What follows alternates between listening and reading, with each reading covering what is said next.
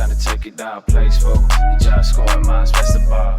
All right, ladies and gentlemen, I hope you're having a wonderful weekend. Today, I want to talk about how to build a small account, especially here in 2020. This year is offering some very unique opportunities. And again, especially now, really the main point of this video is I want to make sure everybody takes advantage of all the opportunities in the stock market. Some of you, whether you've been watching this video, you are either brand new at investing, and maybe this is why you're into this. You're like, hey, how can I get started?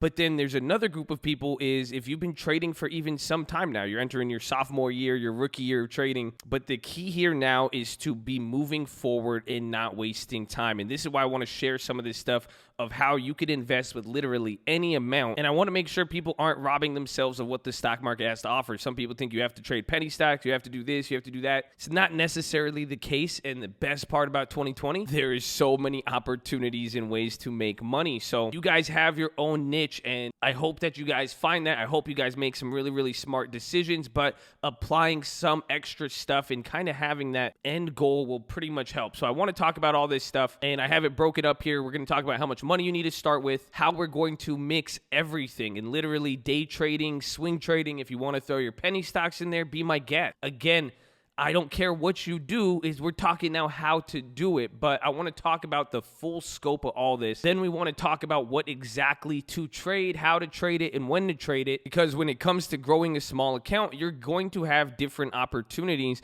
and you need to know where you're going to maximize those opportunities. So that's what I'm going to go over, and then I got two more things I'll surprise you with, but I'm excited to share this with you guys. I'm going to go over things. We know we have big Robinhood accounts we could go over for the bigger accounts. We have the small, different size accounts here, and this is what we've been doing over the years. So even best of all, if you guys don't know, we are live Monday through Friday, 30 minutes before open. It's the first thing in the description, and it is pinned in the comments. It's not saying that. It's supposed to say up here. It should be youtube.com/the stock market, but why I'm bringing this up, we're live every single day. So every single thing we've done, this has been why. Again, I have a small $100 Robinhood account. We have a big account. Again, we created these long-term portfolios, and again, I'll go over the structures of these, but we've been trading live every single day. This is, again, for almost a year now, 11 months ago, every single day, 6 hours or something, 7 hours. So you guys could come on here, and this is going to be one of the tips to supplement anything. If you guys are making a small account, you guys are looking for some of the plays and when to do them, even with earnings and whatever it may be, you guys could come live. It is free 99. We literally do not ask anything from anybody. All we ask is that you are positive and respectful. So hopefully we see you there. So just drop your thumbs up on the video. Make sure you're subscribed here, and let's get into it. So right off the bat, the first thing I want to talk about is how much money to put in. And this is pretty much a pet peeve of mine, because a lot of people think they need a certain amount of money to begin. And what I say is, this is not Chuck E. Cheese. It's not about how much money you put in one time, but how much you allocate. I say the Chuck E. Cheese example because people want to get into trading, and they're like, I'm going to start trading.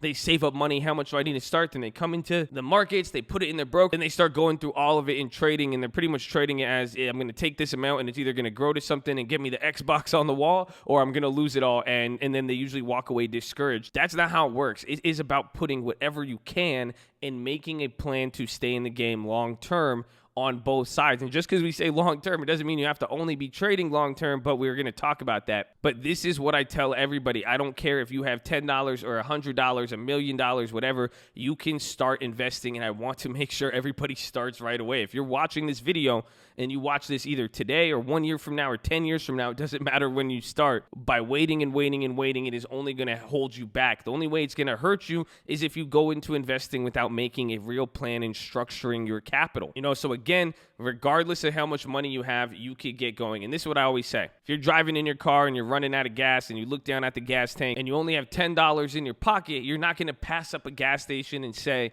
I'm not going to fill my tank up because I don't have enough money to fill it up all the way. The key is, in reality, you're just going to put in how much money you have or whatever you can to get you to go where you need to go. So keep that analogy in mind because it's going to be important, but that is the key here. So the first thing we're going to be talking about, and when you're setting up your small account, it's how much you're going to want to start with, but then how much are you going to be able to add and consistently put, aka how much money can you save? The next thing is going to be now how much money you put in per position, because that's obviously the next thing that comes up. You have to find a way to make that work. And again, now that's going to depend off of how much money that you're initially going to be adding per month, but you need to be mindful of this. And then the next thing, we are going to talk about options. So if you aren't familiar, options is a great way to trade in the markets and make sizable returns with a small amount of money. And now keep following with me because we're going to connect all the dots here. But options is great. You know, we've even last week we turned $80 into $5,000. You guys have seen $100 into $10,000, 30 into 30,000.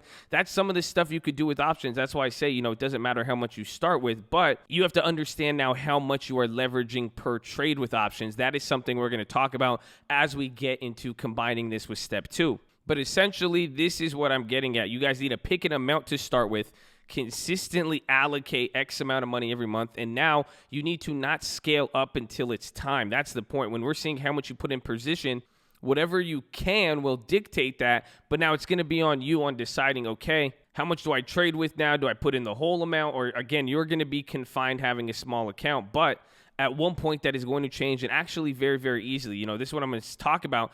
It's easy to make money in the market, but it's very difficult to keep it. And that is because of how many opportunities, or most people's mistake.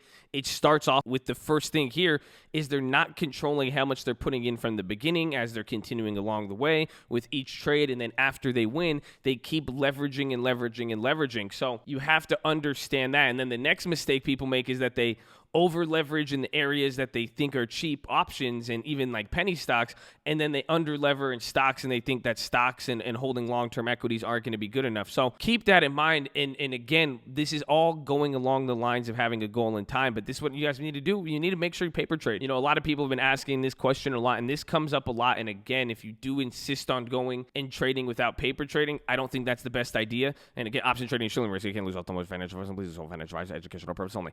But you need to paper trade and practice first. That's the best way to get a hang of it. But again, in the meantime, what can you do while you're paper trading? Get some long-term and short-term. This is now the next thing. We need the full picture of investing with the small account, and this is where I think a lot of people are missing out. You guys are going on YouTube, you're seeing different types of videos of how to invest, and everything's focused on a trading strategy. And really what makes it sad for me is I'm seeing penny stocks. And again, I don't want to say there's nothing wrong with penny stocks, but just the level of opportunity, it's just not where you're going to make a lot of money, and you're not going to do it safely. The thing is, it's that, or people are focusing upon trading. Here's the problem is, don't get caught up doing one or the other. You know, and this is the thing that sucks. People say, I'm going to start my long-term once I'm successful day trading, once this stock hits, once I do this. No, you need to start now. Starting long-term will help you become successful. It's a lot of people like, I'm going to give it my all once I get this job promotion. No, if you give it your all now, you will get the job promotion. Do not play yourself, and this is the key. This is why I say penny stocks is kind of sad with it, that people are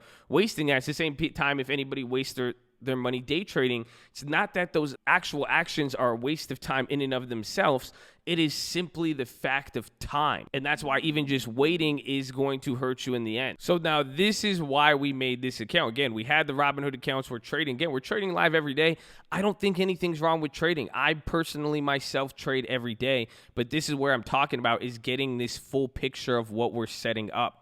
We are going to be setting up both a long-term and a short-term account at the same time. That's why I created these. Shout out every single person who made a long-term. And again, comment below if you guys have done this. You can speak volumes to the success of this. But essentially, you know, shout out Foco. He brought this up. He sent me an email the other day, and he said, one of them acts as residual income. One of them is more passive income. Get a balance of both. And that's exactly what we want here. You see, I'm not telling you guys to give up your dreams and settle and go long-term. I'm telling you, have it structured in a sense now where you have money making you more money while you're doing nothing, and then money that you're making through your own efforts, trading and being active in there. But here is the essential plan of how to structure your small account. Decide a budget, like we said, and if you want, you could do 50-50 if you insist, or I do a 60-30. That's what we did with this account. We took this small account right here, and we said we're going to deposit $200 a month, and then we're going to put $100 a month into a small Robinhood account. So you could see, and this is what I'm trying to show you guys, little by little, it just grows. And then I did that on a small account, and then we did one on a $2,000 a month account as well too, just to, again, give you a different view. But when you see these combined, you're seeing the overall picture here. This is the long-term account, and this is from October. This is literally investing and starting a long-term at all-time highs, and we just keep going up and up and up. And what you're going to see now, this is why I'm saying don't waste time, because some of you are going to spend time paper trading. You're going to have weeks that you're going to do very good, or you're going to do good 1 month, then you're going to overtrade, like we said, give it back. But you want something solid and working and growing for you over and over and over again. You know, by the end of it, it's going to start giving you free money. You know, right here, even from the beginning of January to now, we've already made more collectively than almost 2 months of payments. You made $400. And that's, again, it's dramatically smaller, but it's going to teach you something as well. You know, we will talk about this a little bit more here, but again, now figure out what you want to do with your budget. Again, $300 a month is literally 10% of $36,000 a year. That's $200 for long-term, $100 for short-term, and you're just pretty much saving your money. And again, we're saying build up a long-term. We have videos on this, and what I mean by this is get stocks that are safe, stocks that are going to stay here for 10 years, stuff that's going to be good. Get a mix. Again, now this is, you'll see this is like a little Russian doll. We're going to the next level. The same way you're balancing your capital and structure by doing some for long-term and then doing some for trading, you're going to do the same thing with your long-term portfolio. Get some that are dividend safe stocks that are going to be here in 10 years, and then get a few stocks that are going to be growth and speculative. You will always want to find balance with investing. But again, this is what I'm telling for all of you guys to not waste your time and understand here in the grand scope of things. This is a real fundamental and wise way to approach and to do investing in this way. You know, tell your parents, your spouse, and any other people that you're going to go trade for a living. It is going to rub them the wrong way. You guys have seen it already, most of you. You know, explain now that you're investing and that you're setting up a long-term investment portfolio. You're going to be doing 70, 80% equities, and you're going to be putting them in these names that both yield dividends or stuff that has just already consistently made money and have made some of the richest people in the world even richer. And then let them know now that you're going to be supplementing now with the remaining 20%, 10% of the balance. You know, you're going to have some in safe, low yield investments. And then now you're going to go towards the 10%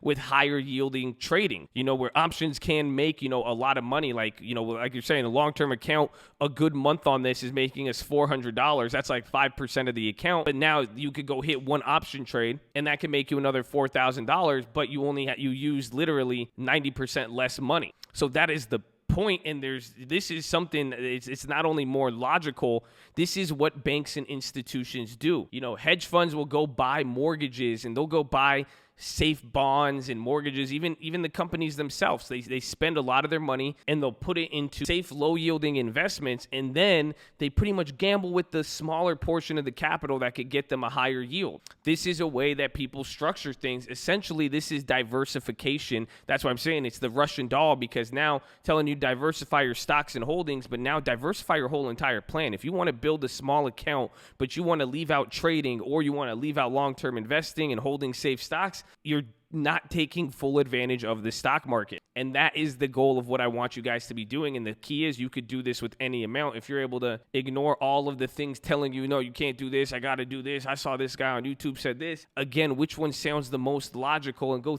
look at what some of the richest people in the world are doing or what they did to get where they are. Summarizing this so far, it's deciding how much to put in, setting this budget that you're going to allocate more than just one time. And now the next goal is setting up a long-term investment portfolio to supplement your short-term. So now the next thing would be too, what are you going to be trading? And now when do you know when to trade? It is going to be spreads and events, or you could do long-term if you're not familiar with spreads. And now by saying spreads, this is implying options, and that right off the bat is what we are saying here. And we're going to talk some stuff with the PDT rule and all that, but options allows you to avoid the PDT rule. So that is a plus for some of you, but hopefully you will see how to use that more responsibly. But again, now you're going to want to trade options to really leverage the least amount of money. That's the first part, but now it's saying, when do you trade? That is going to be kind of the key, and this is the strategy we worked out, and I love it because some people have called me out on this. You guys have seen it, like, wow, you have a clear system with what you're doing.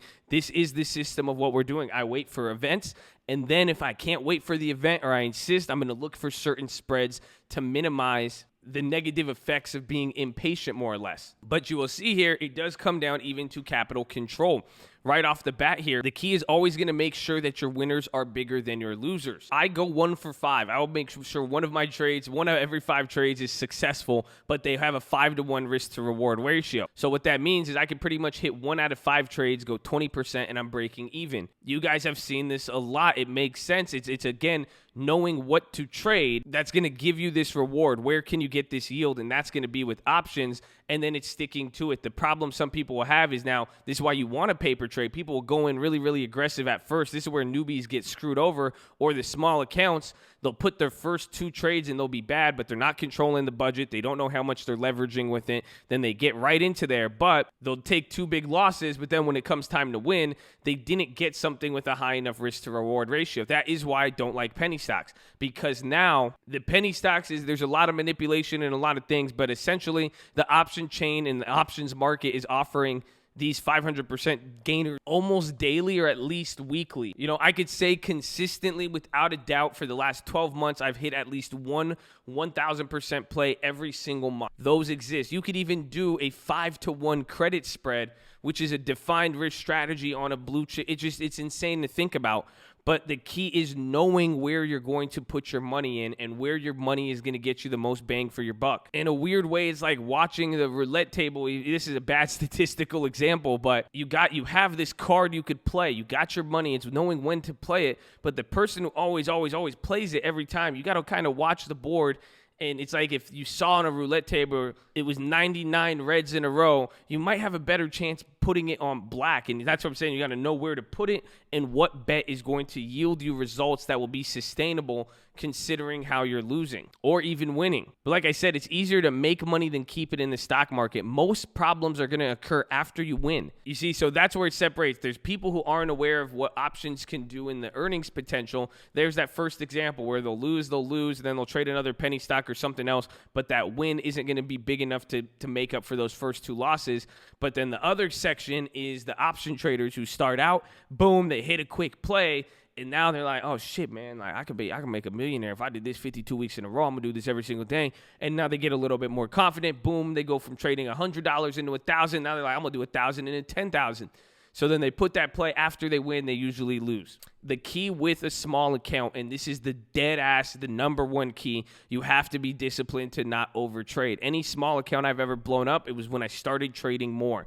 You guys can see when I wait and snipe, I'll build up a small account. That's easy. The minute I start throwing more trades, that is going to kill you. You only get your problems after you win, man. More money, more problems, baby. But this is the key, my friends. It's knowing when to leave the casino. But how do you know when to come back? Okay, you see, that's the whole point of this strategy. Do you see why long-term, short-term, long-term's always working around the clock for you? You got to learn to take that high-yield, small investment trading, make the money, know when to leave, know when your opportunity's there. When can you walk back in? And that dollar's going to have way more purchasing power than it did. Because, again, your dollar is not an equal dollar every single day, in and out, in and out. Some days in the stock market, it'll get you less. Some days it's going to get you a lot more. You need to know when it's going to get you a lot more and stretch that dollar. So this is how you know when to come back to the casino, when there is an event or specific catalyst. If you can't wait, so if you're saying, well, I need to trade, I'm sitting here, and again, this is the problem. Some people want to trade for a living. It rubs them the wrong way, knowing that I gave up everything. I'm sitting here, I'm trying to trade for a living, or they have to explain to somebody else.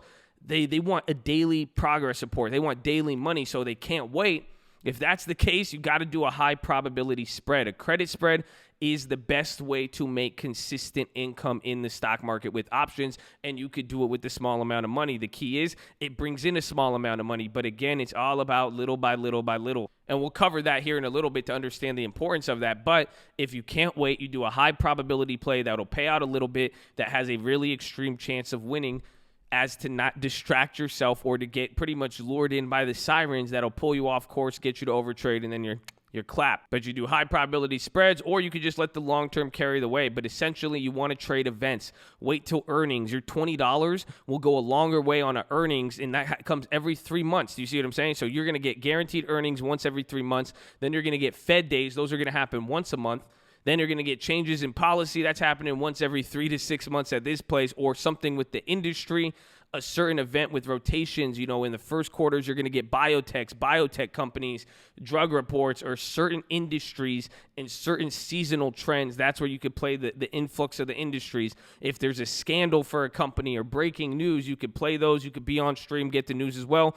Even ex-dividend dates, you know there's going to be an event there, or there's going to be something that'll move the stock, buyouts, etc. But these are all examples. But every single one of these events, playing when there's an event right around the corner, whether before or after, will give you a better chance of getting a bigger move on the stock for trading, and then that's the best way to maximize your short-term trades with the small account. But trading on the 15th of the month when there's nothing and it's a dry day and you're literally trying to force water from a well, you got to know how to work the well. You know, you could work a lot less at the right moment and get more water instead of trying to poke a hole in the ground trying to get water even when it's dry out. Let the circumstance, let the environment become more favorable for you before you make your trade. Now, this is where I'm going to lose a lot of you next, because hopefully you guys are seeing how this all comes full circle. You just need to do less. You see, that's the point. Over trading, waiting. Again, you guys are sitting there. You guys feel like you need to do something, but the key is, and the key I've seen from a lot of people, shout out to people showing me love, sending me emails of their performance and what's been going on.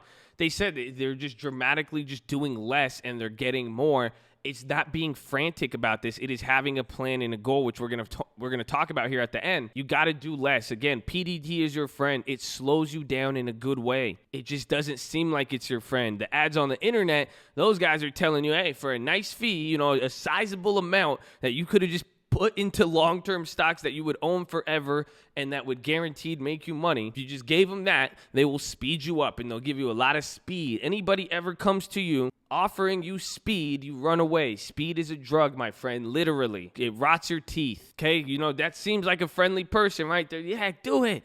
Yeah, go trade this. Go do it. Yeah, it's fun. It's cut. They seem like your friend, but they are not, my friends. Here's the whole point of doing less. A OG told me, even if you hungry, never move like you starving. Oh, it's a beautiful statement right there, baby. Some of you guys need to learn now. I don't care if you want the money. You want it quick. You want it quick. No. It's fine. There's nothing wrong with being hungry. There's nothing wrong with wanting it fast, but don't let that turn you to a little pigeon or a crackhead or a oompa loompa. Just like what I said, let the market environment come to you. The more you trade isn't going to give you more results. The more you send messages to that girl, it's not going to make her like you. That's it. You're gone. It's done, man. The more lotto tickets you buy does not mean the more you're going to, it doesn't increase your chances of winning. You better figure out the situation that is making you feel like you need to be moving and trading and all the time. But I promise you, it's not hindering you with the PDT. Now, again, I'm just telling you what I think. I'm trying to help you out. But guess what? Options, you could avoid the PDT rule. So it's good to know and it's good to have. But whatever voice is lying to you saying, I need more money, you need to get around the PDT, you need a day trade, you say, hey, I'm going to do it anyways, baby. I'm going to do it anyways. I don't need it. You could do it without it. You could get started. And again, you could even trade. And that's the beauty of swing trading here. I think all last year, I don't think I did more than 10 day trades in a whole year.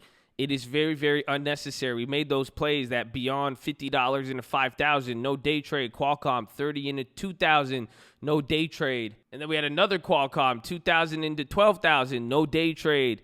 ANET, $30 into $3,000, no day trade. Expedia, $20 into $1,800, no day trade. That's just off the top of my head.